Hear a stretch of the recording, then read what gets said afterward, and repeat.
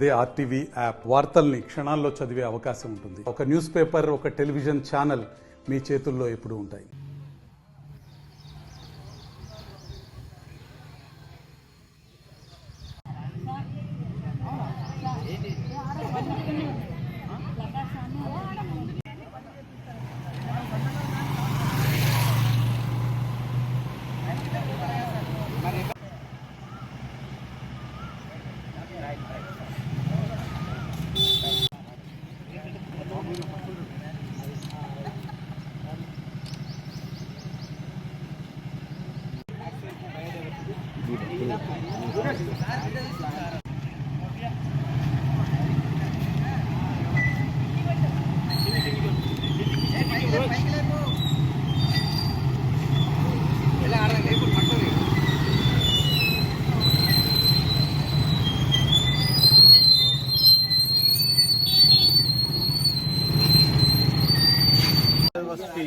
Day సందర్భంగా ఈరోజు Asifabad forest department తరఫున ఒక ర్యాలీ తీయడం జరిగింది. దీనిలో భాగంగా ప్రజల్లో అవగాహన కల్పించేందుకు ఒక ర్యాలీ తీయడం జరిగింది.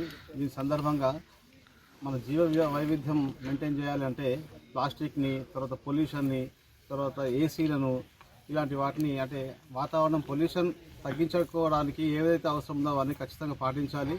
ఈ సంవత్సరం ఇప్పటికే 45 నుంచి 50 డిగ్రీల సెంటీగ్రేడ్ ఎండ అయింది. కాబట్టి వచ్చే వర్షాకాలం ఖచ్చితంగా ప్రతి ఒక్కరూ బాధ్యతగా, అంటే ప్రభుత్వం పైన వదిలిపెట్టకుండా బాధ్యతగా ప్రతి ఒక్కరూ చెట్లు నాటి పర్యావరణాన్ని కాపాడాలని అభ్యర్థిస్తున్నాను.